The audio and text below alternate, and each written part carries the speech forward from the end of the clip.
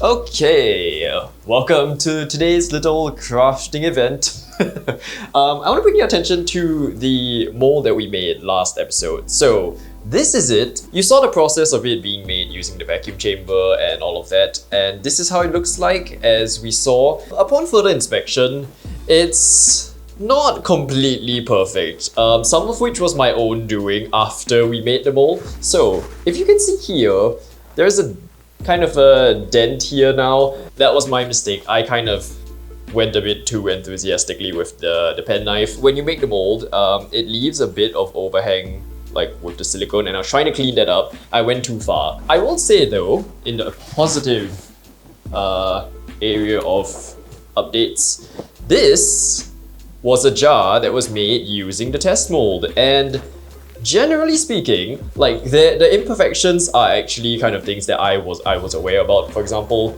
bubbles here, these are very easily fixable. I just didn't put the time into kind of clearing it up because this was just a tester. In terms of the actual proportions and the like it being upright and stuff, it's good. So the new mold with the object seems to be something that we can work with. But as you can see, where was the bit? So this was where the dent would cause issues. It's not completely kind of ruined, but it's something that I would have to spend a bit of extra work to kind of fix, and it may be like an imperfection that stays. Off camera, I also did make 2 more molds. This was one that was actually pretty much good to go. Like, it's nice and smooth. I was a lot more careful with the edges here, so it is smooth. It's still a little bit tacky on the inside because I only made it a day ago. So yeah, that's something that I would hope isn't gonna be a problem. And then right before we started today's little episode, I attempted to make 2 more, and I thought, like, you know, I got the process down, right? Things are gonna go perfectly fine. No. So so in an effort to try and get rid of bubbles, I actually went too slow on the silicone making, and as you can see, we've left a very uneven surface. So the problem is, even though the molds are made this way around, where the uneven surface is on the top, once we actually start casting the mold, or the jars, we'll be using it this way around. So you really need a flat surface like this for it to work well, and this one just doesn't, like, it sits wobbly. Not all hope is lost though. If I bring this in with the mold box, my hope is that once you add in like the frame, it will keep it upright. We're gonna have to test this out to see if it works. And then this is another mold that I tried to do of a coaster that we have. I poured this after the silicone started setting, so you can see this is why it's important to pour while the silicone is still kind of viscous and fluid, because no matter how much bubble reduction you make, if it doesn't flow nicely, you'll end up with stuff like this, and it's a very expensive mistake. It's just what I'm gonna say. Today though, if we put our mistakes aside, we're gonna try testing a Jesmonite jar using the molds we made.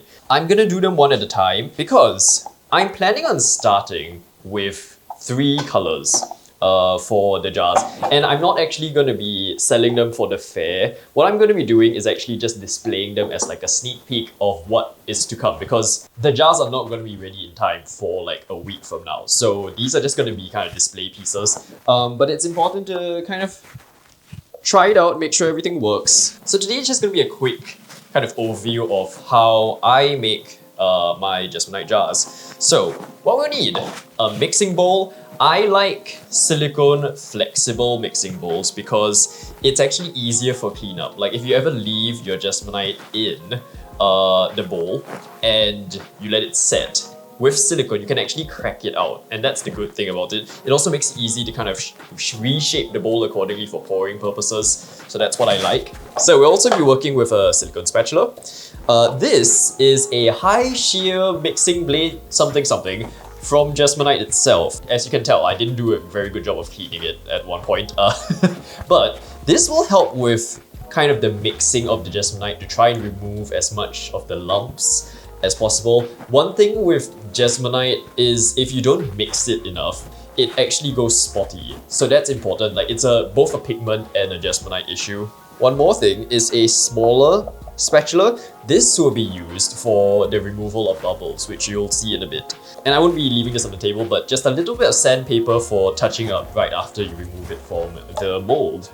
Before we actually bring in the proper Jesmonite stuff, let me kind of reinforce our mold boxes. So what I want to test is actually the one that's slightly uneven. I'm going to put it in one of the mold boxes and we're going to see if it stays upright. Like if we have a wonky jar, this thing unfortunately will not be usable. So let's hope that we won't run into that problem. Binder clips for my mold box help kind of keep the frame rigid and hopefully in shape. This one is the supposed pretty much spotless mold with a bit of tackiness on the inside. Ideally you'd want to leave it for longer, but we are rushing for time, so I will be moving ahead with it. Hopefully this doesn't ruin the mold. And there we go. 2 molds ready to go. I've tested the first one that we made on camera, so we're leaving that out for today, but there are 2 general types of Jesmonite. There are more actually, but in terms of crafting and stuff and what we have available here, there are 2 types of Jesmonite. One is AC100, this is more of a resin, and there's a different one called 730, and that's kind of closer to what concrete or cement is. So today we are working with AC100. I have tested both. I personally prefer the kind of result of AC100 for our candles. Jesmonite is a 2-part mixture. So we've got the powder component, and then let me introduce you to the other bit, which is liquids. So what you do is you'll mix it. There's an official ratio of like 2.5 in terms of weight of the base, which is the powder, to 1 part of liquid. So pretty straightforward. Just make sure that you use weight and not volume. You will also want, if you're intending on coloring things, to use some pigment. There are different types. This is the official one that comes from Jesmonite, but you can, I've seen people like successfully use micas, acrylic paint as well. Some experimentation is a thing when it comes to making of the Jesmonites. I also have some smaller bottles, which have not been unwrapped since we moved here. So let me just get it out. So Jesmonite pigments are water-based. So generally speaking, you'll find that they will start separating like this. You kind of want to shake it up just so that it kind of brings it back together. And certain pigments relative to others will be more prone to kind of separating. Especially the oxide ones, which you'll see if you ever kind of explore the world of pigments. So here's how I kind of prepare my Jesmonite, and this is how I do it. First, I'm going to get the mixing bowl, as we can see here, and I'm going to actually pour in the pigment that we need. So for today, we are going to be making the sandstone color. So add the pigments according to what you would like. And then what I'll do is I will add the liquids to the pigment and then stir it up. So that way we're kind of starting the incorporation with just liquids and it kind of more evenly disperses the pigment. Okay, here we go with the liquids.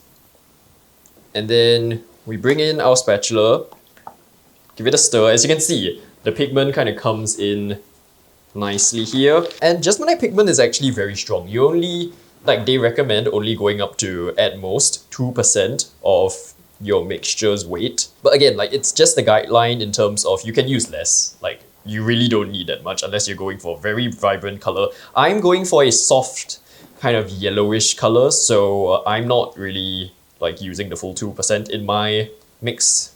Okay, so as you can see, we have the liquid here.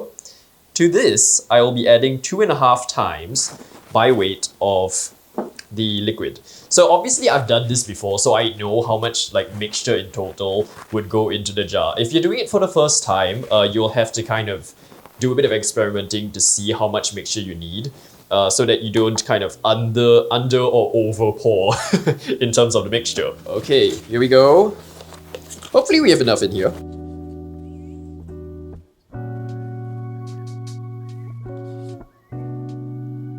Okay, so once we've done this, let's bring this off the scale and start kind of beginning the incorporation process of the mixture in terms of the powder to liquid. Now this is very much like baking in a sense, that you want to kind of incorporate the ingredients together nicely, and this is the first step before we actually bring in the mixing blade to properly incorporate things. Again, as I mentioned earlier, if you don't incorporate Jesmonite properly, it goes spotty, and we don't want that. Same thing with lumps. Like if you leave a lump of powder inside the Jesmonite, especially when it comes to candles, you will be able to see it. It basically looks like terrible scrambled eggs right now. But fear not, because here comes the next step. So let me just clean off the sides. Let's get a drill. So you attach it to a compatible tool. In this case, I'm using a hand drill. There we go.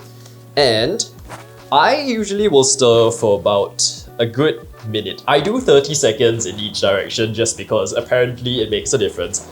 I don't know if it's true, but anyway. So here we go. We're gonna mix it for a bit.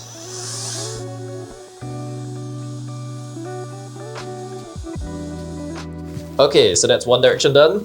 Slightly less horrible looking scrambled egg at this point. Let's go the other way now. Okay, so that's done. So that 1 minute of mixing really helps with the incorporation of the pigments. As you can see, it doesn't completely get rid of the lumps, which is where the next step comes in. I should add as well, make sure with all the tools that you're using, make sure that you are keeping a place to kind of wash it nearby, because Jesmonite, especially AC100, starts to harden pretty quickly, and you don't want it to harden on an inflexible surface. So especially with the mixing drill, once we're done with this actually, and once I kind of clear out this mixing bowl, I'm going to be filling it with water and stirring it around to make sure that the Jesmonite doesn't harden. But you can see now, so it is smooth, but not completely smooth. There are some lumps. So it's important that we get rid of these, especially when it comes to actual products. So this is where the next mixing bowl comes in.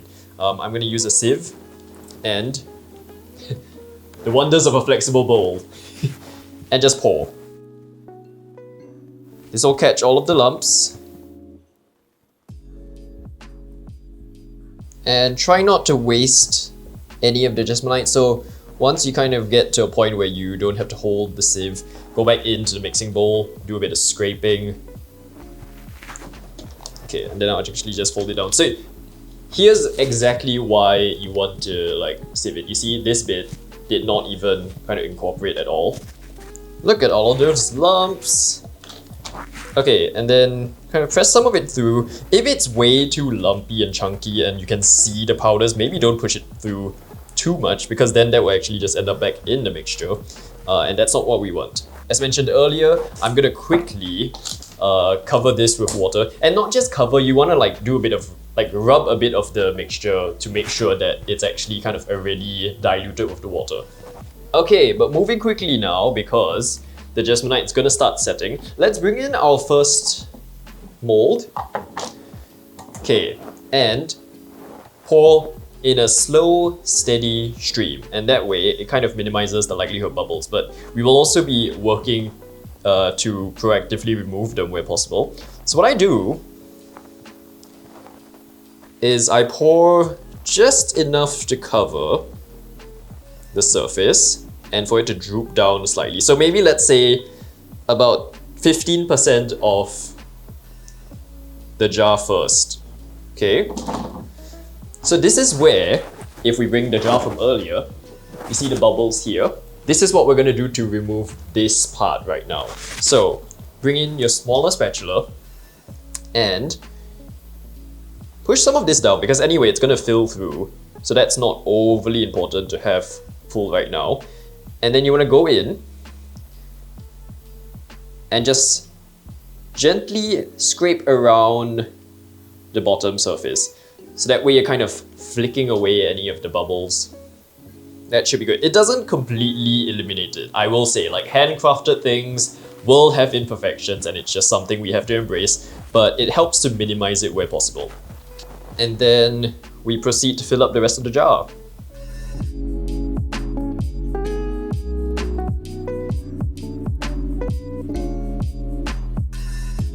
Okay, and as we're reaching the end again, get ready your scraping tool so that we get all of the mixture in. And hopefully I didn't miscalculate because it seems like we're running a bit short. Okay, drama, we did miscalculate. I forgot that this mold is slightly bigger than the previous ones I was testing with. So as you can see, the lip, we're missing a bit. But in general, what you want to do is kind of bring in your spatula again and go through the edges, because my jar kind of curves in, right? So you want to make sure that that bit where it doesn't have a free space to kind of actively remove bubbles gets a bit of touching up as well. So there we go. Okay, but this is a good teachable moment with like this not being full. So this is why it's very important and why I prefer generally to over make the mixture as opposed to under mix, because if you're left in this situation like me where you're almost there, you just need a little bit more, but you're working with a pigmented mixture, it's very difficult to then go back in and then be like, I'm just gonna make a tiny bit of mixture that gets the exact same color as this. There will be a difference. So that's why overmake. At most, you can keep maybe some smaller molds, for example this, if that actually worked out. Keep them at the side for you to kind of pour the extra mix with. Or what some people do is they actually even keep the extra mix and they like make other things with it. They maybe lay it out in a flat layer and then turn it into chips that they use in other pieces. So there's lots of ways to use extra mix, but this is why I would rather over mix than under mix. Okay, so time has passed. It is time to demold the jar that we created from earlier. So for my mold box, I'm going to remove the binder clips, place them aside, and then remove the frame to reveal the silicone mold. Again, depending on what you're using as a mold box, you may not need this step. And okay, so this is what is left behind afterwards. And okay, so you can see over here, there's some kind of residue that we've left behind from the pouring process. What I'm gonna do is actually, before we demold, try my best to flick away most of this because it might interfere with the actual jar when it comes to the demold process, and ideally if like it makes it easier now to do it, then why not? So gently release the corners. That way if there's any kind of Jesmonite catching against the mold, you're not gonna cause it to then destroy the actual jar. It will gently break apart. And again, we ended up underfilling our mold here. So like if we filled it properly, it would have filled up to the top. But the idea is pretty much the same. And then tap out the residue. Okay, and then the demold begins. So for my mold, what I need to do is actually start to fold the silicone over itself, gently obviously. And you need to be kind of careful with Jesmonite because during this phase of the hardening process, it's actually still not at its full strength. So there is a chance that whatever movements we cause now is going to dent or damage the jar. So be gentle. But what I find is holding down one side, using the rest of your fingers to fold it over. And once it does this, you tend to not have to kind of hold it down anymore. Sometimes these bits of residue can actually also scrape against the jar as you are unmolding. So we want to avoid that. Then kind of just use your palms to start rolling. And at this point, I usually turn it over. And okay, so again, a teachable moment. I had one of my fingers kind of dig into the jar, and I'm pretty sure there was a ding. Can we see this? Okay, you can't really see it, but there is a ding here, so be careful about things like that. Thankfully, this jar is already kind of destroyed at this rate. Okay, and for my mold, I twist to release the inner portion, and then slowly loosen it from the silicone and it will eventually pop. There we go. So, as soon as you remove the jar, try your best to kind of bring the silicone mold back into shape. Otherwise, you might kind of accidentally start deforming it. In terms of the jar, this is what we ended up with. So it doesn't have, let me bring my master object. Because we underfilled it, it doesn't have the lip here, which for candle making would be problematic because the way I designed it, the base is actually quite thin. So this lip actually helps with heat as well, so it keeps your surface further away from the heat of the candle. Hold on a second, this is future me, hello. Just one extra thing to note that is quite important. Please seal your jars after they've been made. So if you're using these jars for candle making, make sure the sealer is heat resistant and suitable for being in contact with wax. If you don't seal them, what will happen is the wax might seep through the jars, and more importantly, fragrance oils might also seep through. So we want to avoid that, so please seal. This is kind of more of a test run than anything at this rate, but it could still be used as a vase. I could use it as a pencil holder. And so I'll just show you as well with regards to the bubbles on the lip. So the white one was the one that I didn't go through and kind of scrape out the bubbles. Whereas for the yellow one, where we did go through, it's pretty much spotless. Now, there will be still some tiny bubbles and stuff, obviously, but it's much less than if you weren't going to kind of clear it out to start with. Some more mixing later, and we've got 3 jars ready to go. Thanks for watching, and I hope this was useful.